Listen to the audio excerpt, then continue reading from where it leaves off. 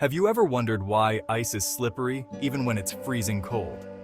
For over 160 years, scientists have been puzzled by the surface of ice. It turns out, the surface of ice behaves like a liquid, even at temperatures way below freezing. This thin, liquid-like layer is called a quasi-liquid layer. It acts like a lubricant, making ice slippery. In a recent study, scientists used a special microscope to see the surface of ice at an atomic level. They found that ice's surface isn't perfect. It's a mix of two types of ice, with tiny defects starting the melting process. These defects create disorder, which spreads as the temperature rises, forming the slippery layer. Understanding ice helps us predict weather, manage water resources, and tackle climate change. To know more about this, read the recent article published in Nature. Link is in description of this video. Also, subscribe to our channel to learn more exciting science updates.